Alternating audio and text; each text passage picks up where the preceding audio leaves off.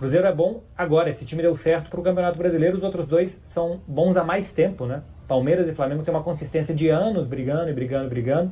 Se você acha que isso pode pesar para as 15 rodadas finais do Brasileirão, ou se a fase do Cruzeiro é tão boa que ele pode competir com esses outros dois? Eu confio muito na minha equipe. Nosso time tem um potencial muito grande. Eu sei que é muito difícil jogar contra o Flamengo e contra o Palmeiras, mas a gente vai continuar com os pés no chão, jogo a jogo, levando como uma decisão. É o que a gente está fazendo.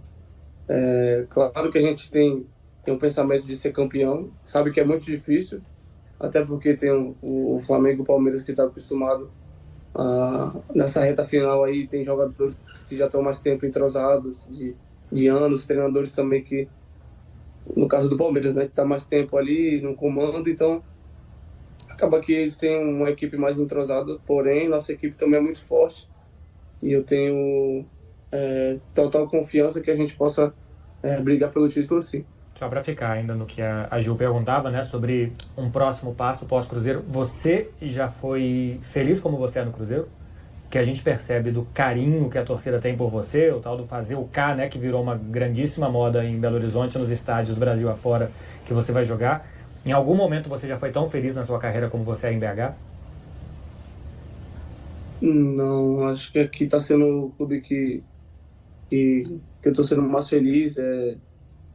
Meu desempenho dentro de campo também evoluiu muito. Estou muito feliz, espero continuar assim nessa crescente, porque a torcida do Cruzeiro realmente é uma torcida diferente. Todo jogo é de 35 mil para cima e isso incentiva qualquer jogador. Acho que quando eu estou entrando ali no túnel, indo pro campo, eu me arrepio, agradeço a Deus pela oportunidade de estar jogando, de estar 100% saudável e quando a casa está cheia é algo maravilhoso, assim, que te dá uma motivação a mais. Até hoje, o Cruzeiro não recebeu nenhuma proposta oficial pelo Caio Jorge. A gente trouxe lá atrás, claro, o staff do atleta é sondado frequentemente, mas daí a virar uma proposta tem um longo caminho. Lá atrás, antes até de uma convocação para a seleção brasileira, eu tinha trazido aí a informação que o Cruzeiro, para iniciar ali, tomar um café, pelo menos 30 milhões de euros. Isso lá atrás. Ele foi convocado para a seleção brasileira. A fase está ainda melhor. Artilheiro do Campeonato Brasileiro, Copa do Brasil, vem jogando muita bola. Não tem informação sobre valores, até porque o Cruzeiro vai aguardar chegar alguma proposta oficial e agora janela europeia fechada, então não tem nenhuma negociação em andamento.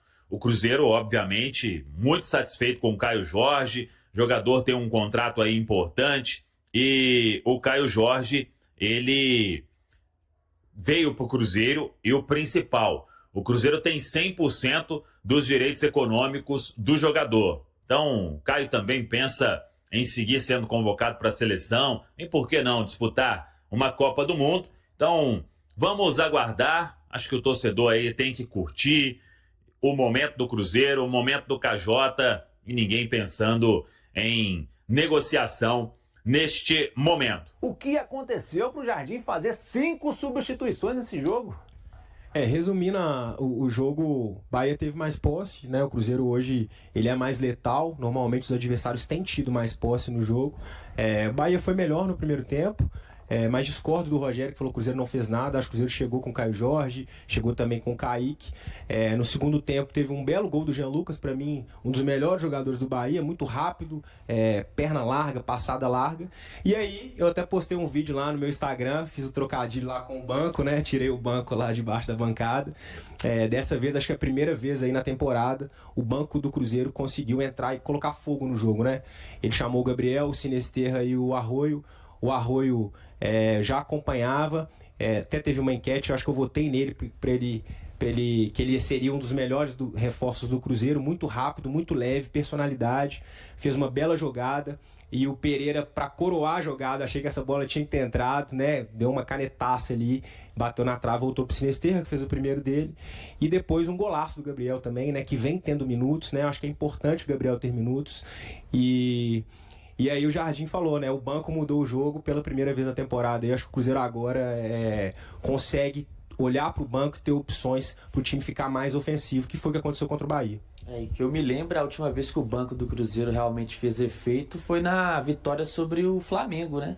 Que o segundo gol do Cruzeiro sai de uma jogada do Bolassi pela esquerda, o passe pro Eduardo, ele sofre o pênalti e o Gabriel Barbosa faz o gol.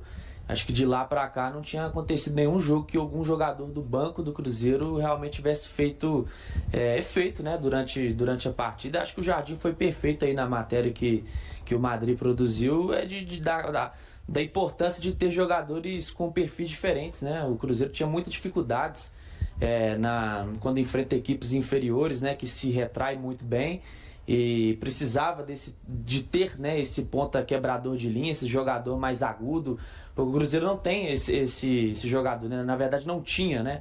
O Wanderson, por exemplo, é um cara muito importante para o Cruzeiro na questão tática, mas não é um jogador que agride tanto a linha de fundo, né? Geralmente ele precisa mais do apoio do Matheus Pereira, caindo pelo lado esquerdo, um Kaique, o próprio Kaique faz mais essa profundidade do que o Wanderson, né? E o Wanderson não tinha tantos números diretos assim, né? Participações diretas nos gols do Cruzeiro, né? Agora o Sinisterra tem mais gol que o Wanderson, por exemplo, na temporada. Então, o Cruzeiro realmente precisava desses jogadores, né? Com perfis diferentes. Acho que o Cruzeiro tinha muito jogadores físicos, né, que taticamente entregavam muito bem o que o Jardim queria.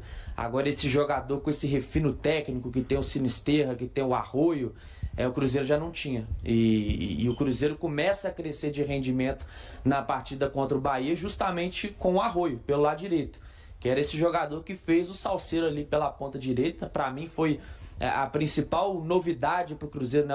A principal notícia para o Cruzeiro foi realmente o desempenho do Arroio. Obviamente que a principal notícia foi a vitória, mas no quesito de jogadores ali, de detalhes dentro de campo, foi realmente o Arroio pelo lado direito, que fez uma excelente partida. Então o Cruzeiro, na medida do possível, conseguiu se reforçar bem. Durou muito tempo, né, até contratar os reforços, mas quando chegou jogadores com qualidade. E Breno, se a gente for olhar esse campeonato do G6, né, que é o objetivo aí para Libertadores, né, lá atrás, tá na briga pelo título, mas o objetivo lá atrás era ir para Libertadores. Então vamos pensar, esse campeonatinho do G6, ó, Cruzeiro venceu o Flamengo, venceu o Palmeiras, venceu o Botafogo, Bahia 2 vezes, Mirassol um empate e uma vitória. Tá mais do que credenciado para mudar esse objetivo aí e pensar no título, não? Ah, com certeza. E assim, eu acho legal também blindar assim e falar que é Libertadores, né? Mas é o que eu sempre digo, um campeonato de pontos corridos é bom você estar perto do pelotão do início, né? Eu acredito que Flamengo e Palmeiras, eles disputam a Libertadores, tem outra competição, então uma hora a perna talvez pese ali, talvez haja um tropeço, então é importante o Cruzeiro estar ali em cima. Eu gosto também dessa parte de blindar e falar que é Libertadores, e a importância dos reforços para uma competição cumprida como é o Brasileiro, e para a Copa do Brasil também, que vai ser agora em dezembro, né? Para você, Daniel, se a gente for comparar, né, elencos, momentos, quem está melhor? Palmeiras, Flamengo ou Cruzeiro?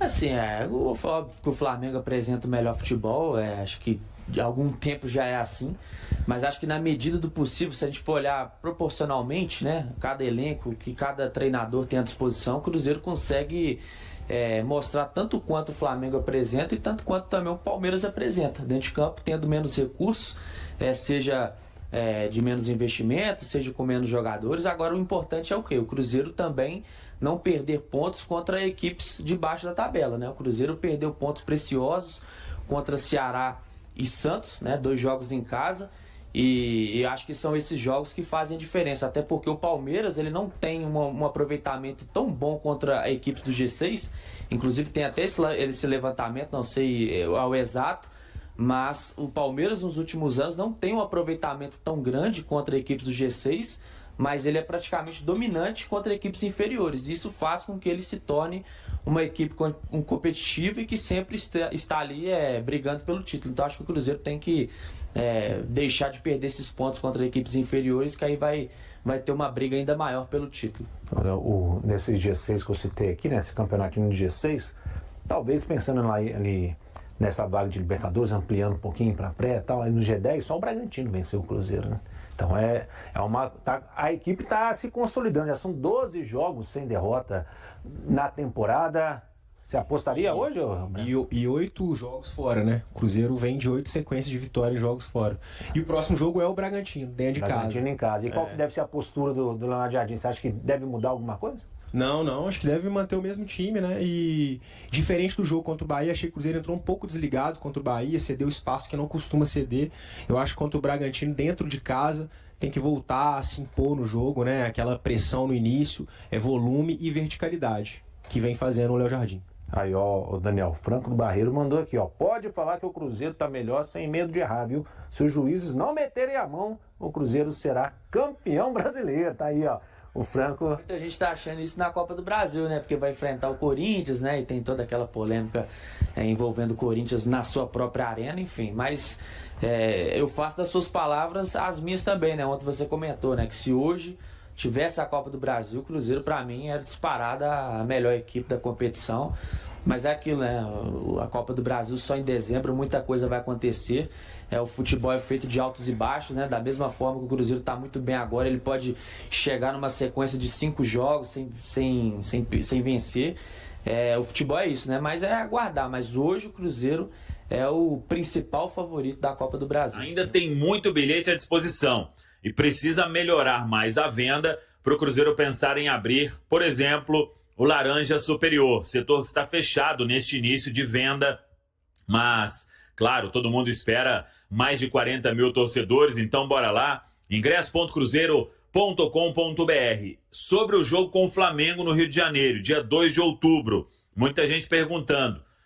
O site do Flamengo é que vai falar sobre a venda de ingresso. Tem os detalhes também no nosso centraldatoca.com.br. A venda começa na manhã desta quinta-feira. São 3.530 ingressos destinados ao Cruzeiro, mesma carga que o Flamengo teve no jogo do Mineirão. Então as diretorias entraram neste acordo, 3.530 para o Cruzeiro no Maracanã. O Flamengo teve essa mesma carga, até ficou a impressão ali de uma carga diferente, mas foi isso, está até no borderô da CBF, 3.530 ingressos para o Cruzeiro, então, no jogo do dia 2 de outubro, uma quinta-feira. Antes disso tem esse duelo com o Red Bull Bragantino e no outro sábado o Cruzeiro vai ao Rio de Janeiro também para enfrentar o Vasco, mas aí é em São Januário. Hoje teve reapresentação na Toca da Raposa 2, o time treinou em campo e quase todo mundo foi a campo, à exceção aí o Fagner, jogador que vem já alternando alguns trabalhos no campo e também específicos no Departamento de Saúde e Performance para que possa ser liberado definitivamente para os treinos com bola. A lesão, como a gente falou, a fratura já está cicatrizada, agora é o atleta se adaptar novamente a treinos no campo para que possa ser totalmente liberado. O restante todo foi a campo e o técnico Leonardo Jardim aí muito à vontade, tendo a volta de Lucas Silva no domingo diante do Red Bull Bragantino, não tendo o Eduardo, que vai cumprir a última partida de suspensão imposta pelo STJD. E o que foi legal hoje é que teve um almoço ali de confraternização, uma resenha, né? Jogadores, comissão técnica, diretoria, na Toca da Raposa 2. Os atletas, alguns registraram nas redes sociais e isso já estava programado, claro, também aproveitando o grande momento que o Cruzeiro vive, 5 vitórias seguidas, classificação para a semifinal da Copa do Brasil. Então, o momento de confraternização também é importante e os jogadores fazendo isso no dia de hoje na Toca da Raposa 2, neste início de preparação apenas para o duelo diante da equipe do Red Bull Bragantino. É o reencontro do Cruzeiro com Fernando Seabra. Hoje quem treinou no profissional, o meia Juan Gabriel. Ele se recuperou de uma lesão. O Juan Gabriel, ele estava sendo convocado frequentemente para a seleção sub-20. A lesão, acho que atrapalhou. Vamos ver quando sair a lista de convocados para o Mundial. Mas o Cruzeiro tem jogadores aí que estão esperando uma convocação. Goleiro Otávio, zagueiro Bruno Alves, volante Murilo Hickman, o atacante Kaique Kenji e até mesmo o Juan Gabriel. Vamos aguardar quais atletas do Cruzeiro vão para este Mundial que será disputado no Chile. E isso é importante porque é uma valorização para os crias da Toca. O Mundial que terá início no dia 27 deste mês e vai até 19 de outubro. É o mesmo Mundial que vai disputar Neisser Villarreal, centroavante que o Cruzeiro assinou pré-contrato. Ele que chega em dezembro a Belo Horizonte após defender o Milionários da Colômbia. Quando uma equipe apresenta bom rendimento ofensivo, os olhares rapidamente se voltam para sua dupla de ataque. Esse cenário é visto entre os 4 primeiros colocados do Campeonato Brasileiro de 2025, Flamengo, Cruzeiro, Palmeiras e Mirassol. Entre esses times, o destaque vai para a parceria que comanda o setor ofensivo da Raposa. Grande parte do poder de ataque do Cruzeiro está concentrado em Caio Jorge, principal goleador da equipe no Brasileirão e na temporada, e em Matheus Pereira, líder de assistências do campeonato. Caio, além de ser o artilheiro da competição com 15 gols, já distribuiu 5 passes decisivos, somando 20 participações diretas em gols. Do outro lado, Matheus Pereira se sobressai como o maior garçom do time, com 6 assistências, além de ter marcado 5 vezes. Assim, o meia acumula 11 participações em gols no torneio. A dupla celeste compete de perto com a ofensiva rubro-negra formada por Pedro e Arrascaeta. O centroavante do Flamengo soma 10 gols e 4 assistências, 14 participações, enquanto o uruguaio registra 13 gols e 10 passes decisivos, liderando o Brasileirão em participações com 23. Juntos, formam a dupla mais produtiva entre os integrantes do G4. No Palmeiras, o protagonismo é dividido entre Vitor Roque e Facundo Torres.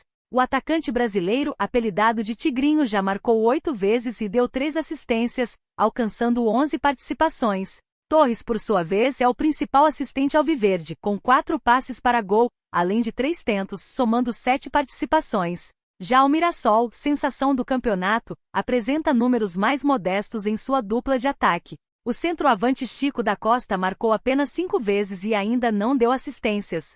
Seu parceiro Carlos Eduardo, ao contrário, contribuiu com 3 assistências, mas ainda não balançou as redes. Para efeito de comparação, o lateral esquerdo Reinaldo, também do Mirassol, acumula sozinho 7 gols e 3 assistências, atingindo 10 participações em gols, número superior ao dos 2 atacantes juntos.